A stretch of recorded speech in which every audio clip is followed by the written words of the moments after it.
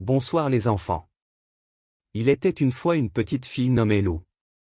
Lou avait les yeux verts et les cheveux bruns bouclés. Elle aimait jouer avec ses amis et sa poupée préférée, Rosie.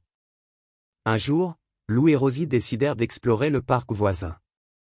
Elles marchèrent dans les sentiers de la forêt, en admirant la beauté de la nature. Soudain, elles entendirent un petit cri venant d'un arbre. Lou et Rosie regardèrent en l'air et virent un petit oiseau qui était tombé de son nid. L'oiseau avait l'air effrayé et triste. Lou savait qu'elle devait aider l'oiseau. Elle ramassa l'oiseau et l'emmena chez elle. Sa mère était d'accord pour aider l'oiseau, alors Lou construisit un petit nid pour lui. Elle nourrit l'oiseau et le soigna tous les jours, en veillant à ce qu'il soit en bonne santé.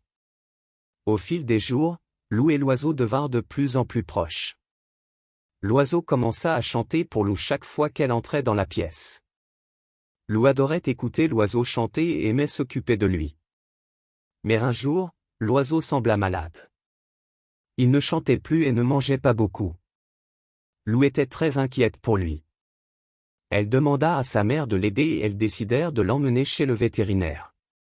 Le vétérinaire examina l'oiseau et expliqua à Lou que l'oiseau avait besoin de soins supplémentaires pour guérir. Lou était prête à faire tout ce qu'il fallait pour aider son ami à plumes. Lou et sa mère travaillèrent ensemble pour prendre soin de l'oiseau. Ils lui donnèrent de la nourriture spéciale et lui donnèrent beaucoup d'amour et d'attention. Finalement, l'oiseau commença à guérir. Lorsque l'oiseau était enfin guéri, Lou décida de le relâcher dans la nature. Elle savait que l'oiseau serait plus heureux dans son environnement naturel. Lou embrassa l'oiseau et lui dit au revoir. Mais Lou ne sera jamais seule car elle avait maintenant un ami pour la vie.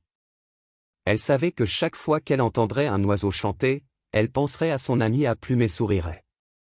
Et elle savait que peu importe où elle irait dans le monde, elle aurait toujours une petite partie de lui avec elle.